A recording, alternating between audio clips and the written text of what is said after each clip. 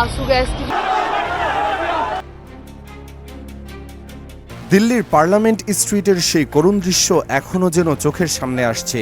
রক্তের দাগ শুকিয়ে কালো হয়ে গেছে আসফাল্টের ওপর, ভেঙে পড়া ব্যারিকেডের লোহা সরু পথে ছড়িয়ে আছে, আর চারদিকে ছড়িয়ে ছিটিয়ে থাকা জুতো ও ভাঙা চশমা যেন কথা বলছে এক ভয়াবহ সংঘাতের। বাতাস এখনও যেন ভারী হয়ে আছে এক থমথমে আতঙ্কে, যে আতঙ্ক শুধু বাতাসে নয়, বরং শহরের প্রতিটি নাগরিকের বুকের ভেতরেও বাসা বেঁধেছে। আগের দিনের পুলিশি তাণ্ডব আর নজিরবিহীন সহিংসতার ছাপ তখনও স্পষ্ট, কিন্তু পরদিনে সব ভয় পেরিয়ে ফের রাজপথে আসতে পড়ল এক অতি মানবীয় প্রতিবাদী জনস্রোত। পুলিশের বেপরোয়া লাঠিচার্জে শতাধিক শিক্ষার্থী রক্তে ভেসেছিল, রক্তাক্ত হয়ে পড়েছিল রাজপথ, তবুও এক চুল পিছু হটেনি তারা। এই দৃশ্য থেকে মনে হচ্ছিল যেন ভয় নামক অনুভূতিটি এই তরুণ প্রজন্মের অভিধান থেকে মুছে ফেলা হয়েছে। ককরোচ জনতা পার্টির বা তথাকথিত এই তেলাপোকাদের দমাতে সরকার যখন সর্বোচ্চ শক্তি প্রয়োগ করছে, ঠিক তখনই লড়াইয়ের মোড় ঘুরিয়ে দিতে পেছনে এসে দাঁড়িয়েছে মুম্বাইয়ের বলিপাড়া। হাজারো ক্ষোভ আর সংঘাতের এই নতুন সমীকরণ কি তবে ভারত সরকারের ভিত নাড়িয়ে দিচ্ছে? তাসের ঘরের মতো ভেঙে পড়ার উপক্রম তৈরি হয়েছে কি নরেন্দ্র মোদীর শক্ত রাজনৈতিক অবস্থানের? এই প্রশ্নগুলো এখন দেশের প্রতিটি প্রান্তে ঘুরপাক খাচ্ছে।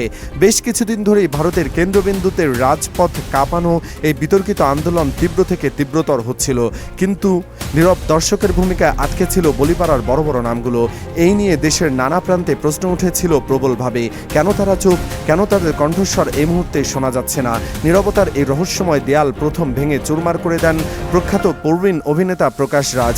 সহকর্মীদের এই চোখ বন্ধ রাখা মনোভাবকে চরম আক্ষেপের সাথে তুলে ধরে তিনি মন্তব্য করেছিলেন যে পুরো পৃথিবী এখন স্পষ্ট দেখছে যে এই সংকটময় সময়ে ঠিক কারা সাধারণ মানুষের পাশে দাঁড়াচ্ছে। তিনি সরাসরি বলেন, ইন্ডাস্ট্রিতে এমন অনেক বড় মাপের অভিনেতা ও অভিনেত্রী আছেন যারা একটিমাত্র কথা শুনতে লাখো মানুষ কান পেতে থাকে, তাই তাদেরও এখন মুখ খোলা উচিত। ইতিহাস যখন একদিন লেখা হয়ে যাবে, তখন হয়তো ভুল করা মানুষকে মানুষ ক্ষমা করে দেবে, কিন্তু এই ঘোর অন্যায়ের সময় যারা স্রেফ চুপ করে বসে তামাশা দেখেছিল, ইতিহাস তাদের কখনো ক্ষমা করবে না।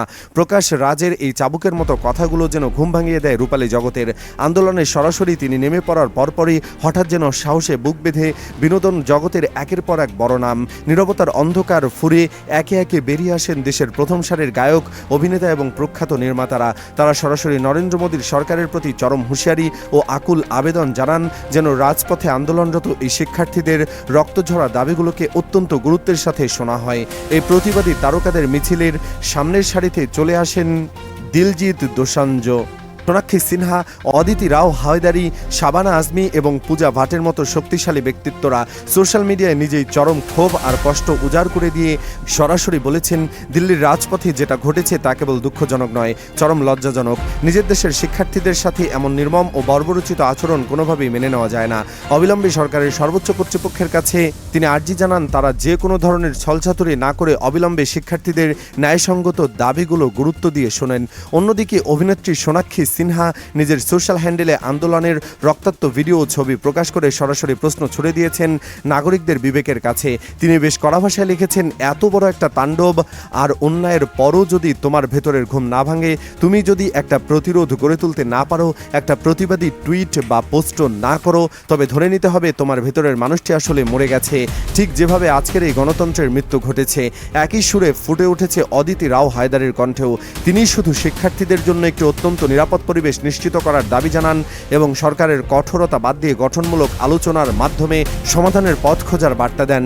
পুলিশের এই নির্মম আচরণের প্রতিবাদে গর্জে উঠেছেন প্রখ্যাত চলচ্চিত্র নির্মাতা অভিনেত্রী পূজা ভাটও। তিনি স্পষ্ট ভাষায় জানিয়ে দেন, নিজেদের অধিকারের জন্য শান্তিপূর্ণ উপায়ে আন্দোলন করাটা মানুষের এক মৌলিক ও পবিত্র অধিকার, যাকে বুটের নিচে পিষে মারা যায় না। পুলিশ ও সরকারি কর্মকর্তাদের উদ্দেশ্যে সতর্কবাণী উচ্চারণ করে পূজা ভাট বলেন, যেসব পুলিশ সদস্য অন্ধের মতো উপরের নির্দেশে রাজপথে নিজের দেশের অবোধ শিক্ষার্থীদের উপর হামলা চালাচ্ছেন, তাদের মনে রাখা উচিত যে কোনো ক্ষমতাই চিরস্থায়ী নয়। সময় একদিন বদলাবেই এবং সেদিনই প্রত্যেকটা লাঠিচার্জ ও অন্যায়ের জন্য প্রত্যেককে আলাদা করে জবাবদিহি করতে হবে।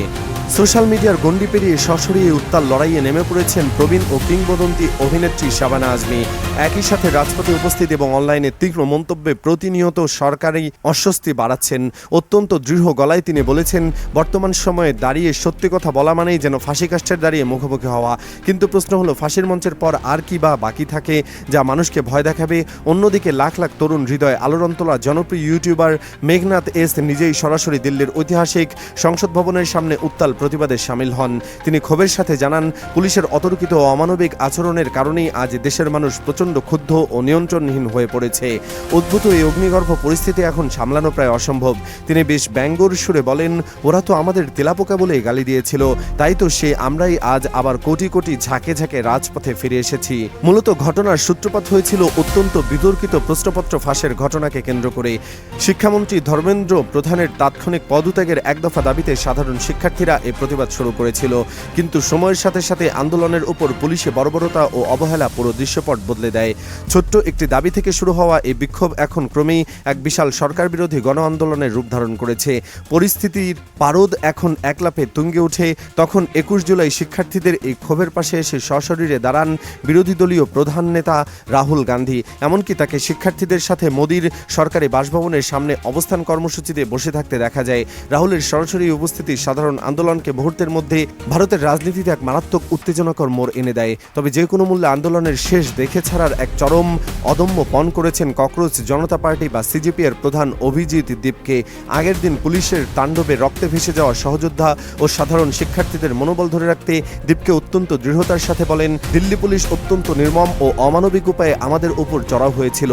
তারা আমাদের শরীরের উপর আঘাত এনেছে, আমাদের সাময়িক রক্তাক্ত ভেঙে ফেলার চেষ্টা করেছে, কিন্তু আমাদের মনোবল বিন্দুমাত্র ভাঙতে পারেনি। তারা মনে রেখেছে আমরা হার মানতে শিখিনি।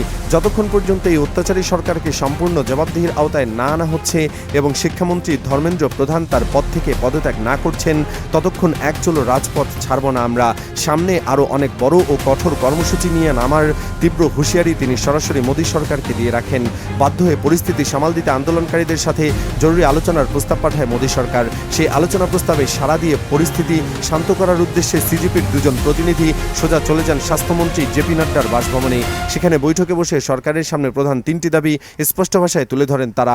দাবিগুলো ছিল, শিক্ষামন্ত্রী ধর্মেন্দ্র প্রধানকে অবিলম্বে পদত্যাগ করতে হবে, কারাবন্দী সোনম ওয়াংচুককে হাসপাতাল থেকে সম্পূর্ণ সম্মান ও মর্যাদার সাথে মুক্তি দিতে হবে এবং এই আন্দোলনের প্রতিক্রিয়ায় আত্মহত্যা করতে বাধ্য করা প্রতিটি শিক্ষার্থীর পরিবারের জন্য 1 কোটি টাকারও বেশি সমমূল্যের ক্ষতিপূরণ নিশ্চিত করতে হবে। কিন্তু ঘন্টার পর ঘন্টা ধরে চলা সেই প্রত্যাশিত বৈঠকের পর চরম হতাশা আর ক্ষোভ প্রকাশ করে সিজেপির মুখপাত্র অশুতোষ রাঙ্কা।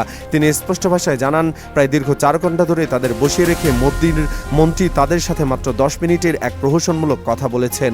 কোনো ধরনের সমাধানের সদিচ্ছা ছিল না, এটি ছিল স্রেফ তাদের সময় নষ্ট করার একটা নিকৃষ্ট কৌশল। এই চরম অপমানজনক ঘটনার পর ক্ষোভে ফেটে পড়েন আন্দোলনরত মূল কাণ্ডারি অভিজিৎ দীপকেও। তিনি কড়া হুঁশিয়ারি দিয়ে বলেন, এই সরকার যদি সত্যি আবারও কোনো আলোচনা বা রফা করতে চায়, তবে তাদের নিজেদেরই নেমে আসতে হবে ঐতিহাসিক যন্তর মন্তরের রাজপথে। আমরা আর কোনোদিন কোনো মন্ত্রীর বন্ধ দরজার আলোচনায় ভিক্ষা চাইতে যাব না। এখন দৃশ্যপট সম্পূর্ণ বদলে গেছে। মুম্বাইয়ের বলিউডের প্রথম সারির তারকাদের সোচ্চার সমর্থন থেকে শুরু করে প্রভাবশালী সোশ্যাল মিডিয়া ব্যক্তিত্বরা একজোট এসে দাঁড়াচ্ছেন এই তেলাপোকা বলে আখ্যা পাওয়া তরুণদের পাশেই। একই সাথে দেশের অন্যতম প্রধান বিরোধী দলগুলো যেভাবে শিক্ষার্থীদের রাজপথে কাঁধে কাঁধ মিলিয়ে লড়াই চালিয়ে যাচ্ছে, তা নরেন্দ্র মোদীর রাজনৈতিক ক্যারিয়ারে এক অভাবনীয় কঠিন পরীক্ষার মুখোমুখি দাঁড় করিয়েছে। ভারতের ক্ষমতার মসনদে থাকা সরকারের সামনে এখন এক চরম সংকটময় ও রহস্যময় মোড়। মোদীকে তার কঠোর শাসক ভাবমূর্তি ধরে রাখতে শিক্ষার্থীদের উপর আরও কোনো নির্দয় ও কঠোর পদক্ষেপ বেছে নেবেন, নাকি রাজপথের রক্ত ঝরানো হাজারো তরুণের এই অপরাজেয় গগনবিদারের মুখে নতি স্বীকার করতে বাধ্য হবেন? সেই উত্তর পাওয়ার জন্যই এখন তীব্র উৎকণ্ঠায় প্রহর গুনছে পুরো দেশ। এই মুহূর্তটি যেন ইতিহাসের এক বাঁক, যেখান থেকে হয়তো বদলে যাবে ভারতের রাজনৈতিক ভবিষ্যৎ, অথবা আরও গভীর অন্ধকারে ঢেকে যাবে গণতন্ত্রের আলো। দেশবাসী এখন শুধু অপেক্ষা করছে পরবর্তী পদক্ষেপটি কার হবে এবং সেই পদক্ষেপের ফলাফল কী হবে তা জানার জন্য।